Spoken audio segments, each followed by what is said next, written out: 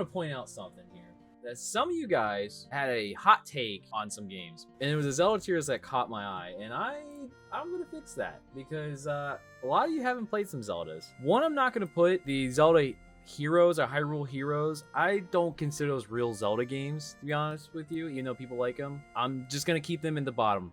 Let's just put that there for now. And I'm gonna just put this already in godlike. Ocarina of Time is still, in my personal opinion, one of the best games in the Zelda's franchise, for sure. Does it hold up to today's standards?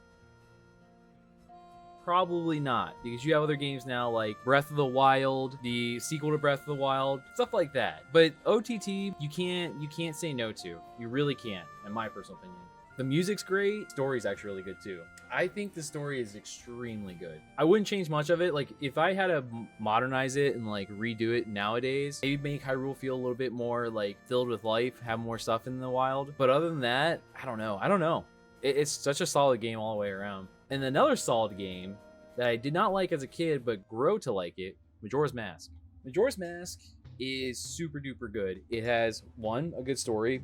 You wouldn't understand as a child, because it's a 4 stages of oppressions for each boss, which is great. Each temple has that whole feel to it. The characters are really fleshed out. Clock Tower is super duper involved. The mask is a little tedious, like getting them. Like, it is a little annoying, but I do like it. It kind of still feels like it's part of the game. Like, that's its whole thing. And even going to like the moon and fighting Majora himself, that's sweet. That is such a surreal, like, holy shit, what's going on moment as a child. And then as an adult, it's like whatever, but as an adult, it trades off where you realize that the 4 stages of depression is all the temples. Like, it's a really nice trade-off. Good music as well. Some definite bangers. I'm trying to think if there's anything I don't like about it. Maybe other than being small, I felt a little trapped. But that's still godlike. Like, you can't be mad at Majora's Mask because they only had a year to make it, if I recall correctly too. So I put that in A. S. Another S is A Link Between Two Worlds. Bro, this game, I was like, we'll see what's like. It looks cool, looks whatever, looks neat. Low key? Nah, not even low key. High key, this game is slept on. It seriously is slept on. It's so good. Each weapon's really neat. The story's really cool. I like how it's definitely going to Link to the Past and being like Light World and Dark World, but with more fleshed out characters. Like, there is a Link that's a coward, and then there's Zelda that's like, I think, conniving. Like, it's like the contradictory of their characters, which is cool. And I really liked that. I really liked the music as well, and it felt like it was Link to the Past, but upgraded and a lot more cool stuff. It was like a nod to its older version of itself and updated, obviously. Even the bosses were really interesting too. I think Yugai, what his name was? I don't know. Either way, he was cool because he was a very interesting boss. Really utilized the whole like painting and how you can like go against it. The dungeons were really interesting and very clever. It was like a brain teaser almost. Actually, I should have said that too. All these dungeons were actually interesting. Every single one of them. I really liked them, and they were challenging too. That I should have threw that in there too. Let's see here. Seasons and Ages.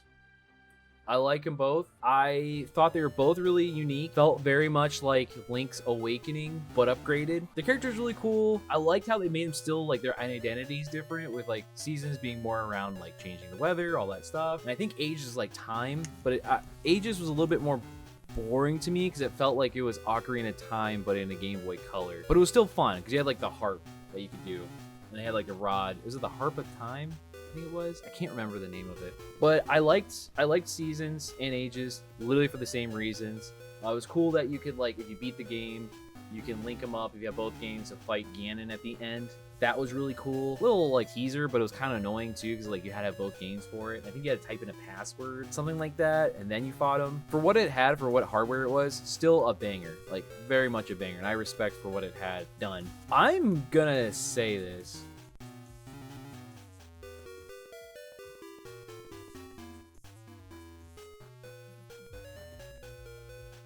I almost want to put Twilight Princess at C.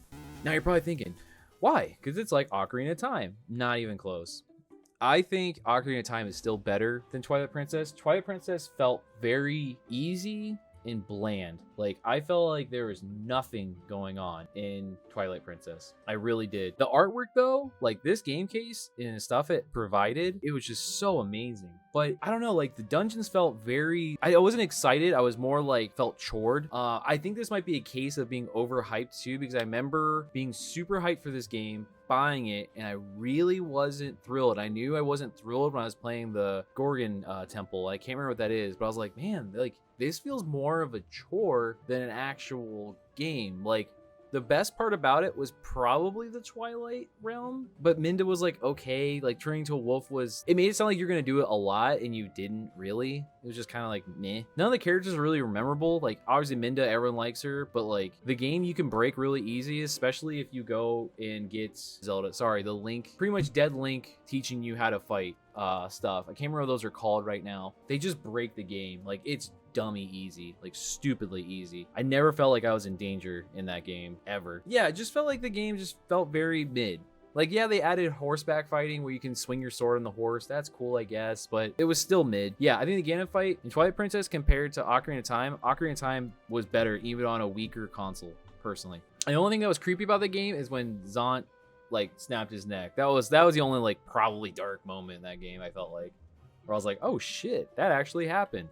So that's all I have to say about that. I think that's most controversial because everyone, for some reason, really likes Twilight Princess, but it might be because they were kids and played it, and Ocarina of Time for me was a kid, so I kind of seen it. I don't know. Maybe.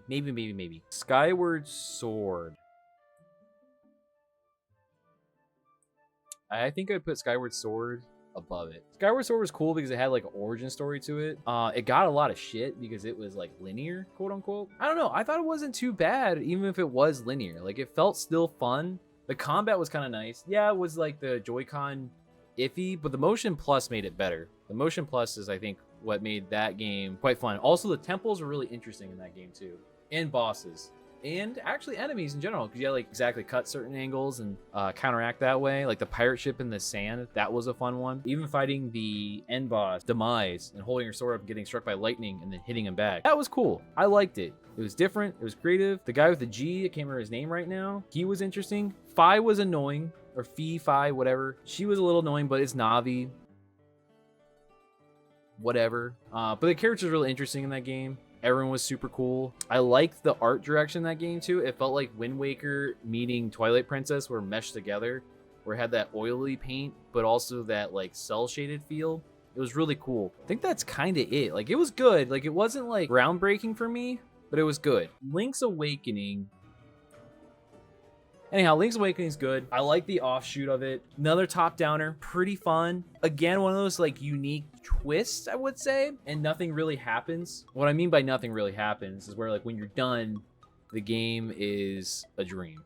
And it's cool that it is, but it felt very hollow afterwards. You're like, oh, okay. Dungeons were a little unique, not a whole lot if you play Link to the Past. I think the characters are kind of neat, but it was nothing, again, very, very, like, remarkable, where I was like, oh yeah, I would, this game, forever and a day, play this, you know? So, at a solid B. Let's see, what else here? Four Swords? I didn't like it. Like, I don't know why I didn't like it, but I felt like it was weird playing Zelda game with 4 other people. Like, yeah, you could play it by yourself, but it felt very mid. And I felt like, again, I was playing Link to the Past, and I was like, with 4 other people. And you could choose or have 4 other people, but it didn't really hit home with me, and I bought it on a whim, and it just felt like I got like robbed. So that's all I have to say about it. Like, I don't even remember anything that was like awesome about the game. So we might also say the same thing about this one, the Zelda Triforce Heroes. I remember buying it with a couple other friends. We were going to play it together, and the Wi-Fi connection on that was, oh, it was horrendous. And the game was just, it was kind of mid at best. And like, we played it for maybe a couple days. It felt like I blew like $30-$40 again for nothing. Like, it was definitely felt like a scam. What else? Minish Cap. High A. Minish Cap is awesome. I would say Minish Cap was one of those offshoots that they let Capcom make their game for once. And it was sick. It was actually really, really sick. Like, I think they were just hoping and praying that it would be good, and not gonna lie, it was good. The art style was great, music was great, it was fun, it felt, you know, had the Link to the Past vibes. Viet was a sweet new villain. which I wish they would kind of use him more. I feel like we've been kind of abusing Ganon just a little bit too much. But I'd like to have some new villains, and I like seeing that Minish Cap added in a new villain for that, and it was cool. And the whole like concept of shrinking really small and going into all these little areas, that was cool too. It was a new idea. It was a fresh new idea, I should say. But it was neat. It was a fun game. Would 100% play again. 100%. Another one that caught me by surprise was a Phantom Hourglass.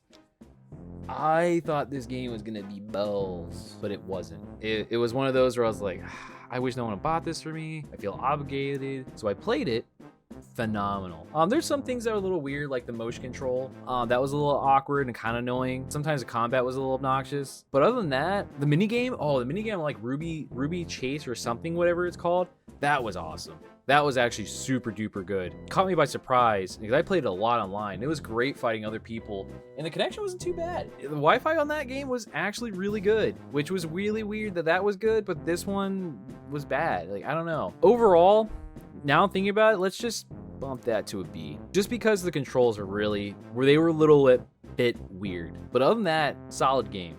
Actually solid game. I never played the original Zelda. I did not ever play it, and I know if I went and played, actually I did play this, that game was balls. That is a bad game too. Played it one time and it felt so clunky, and I feel like Zelda the first one would probably have the same vibe to me. Like, that's a guess. Like, I bet it feel really clunky because I never really grew up on the NES, so don't sue me, but I have a feeling. Let's see here, we only have a couple left actually. Tears of the Kingdom.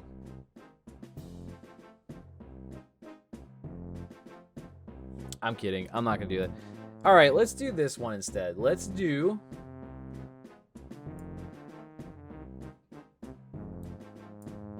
I'm doing it. I think Breath of the Wild's a B. Oh my God! Okay, it's happening. Everybody stay calm. What's the procedure, everyone? What's the procedure? Stay calm! I like the idea. I think it was great. Fun game. I like how exploring felt very fun and fulfilling. Yeah, like gathering new gears and stuff. You know what? Screw it. I'm gonna do A. Yes! Yes! Because I'm talking myself up and going, oh yeah, I had fun doing that. And then solving all like little mini puzzles, like the shrines and stuff. That was really cool. And the world was huge.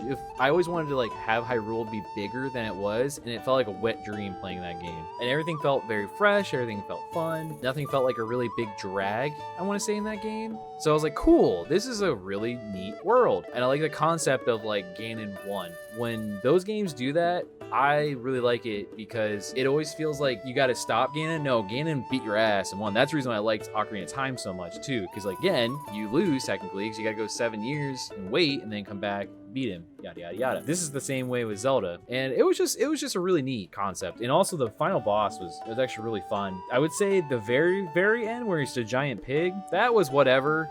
But the fight when it's just you and him, that's exciting. Fight the giant pig where you just kind of shoot him with light arrows. You're like, oh, okay, the game's over with. All right, wow, that was fun.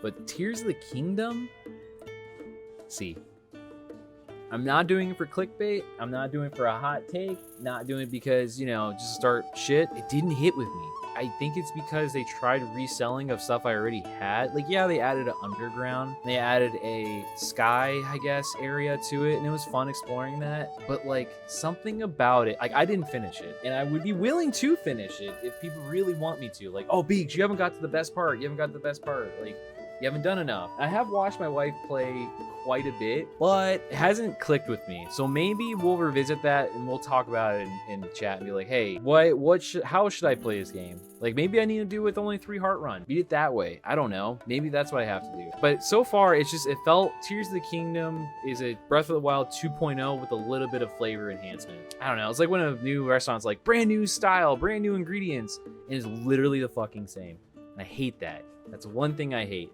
Like, I get that you can make anything you want in the game with the whole magnet stuff and whatever, but it didn't do much for me. It really didn't. It was just okay. That's my personal thought, and you can feel free to disagree, but it just did not hit with me. It did not. And Link to the Past, hey, That game was fun. It was hard. It was fun. Everything was really cool. No complaints because it's literally, I was talking about with every other, Seasons and Ages, Link's Awakening, Minish Cap. Like, these games wouldn't exist, I think, if this didn't do well, the top-down version of it.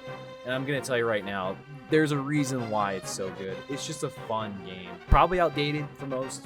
I'm sure people look at it like, oh, the graphics. But the gameplay is very fun, very rewarding. I have really not a whole lot of bad things to say about it. Just a good game overall. Oh, dude, we didn't put Wind Waker.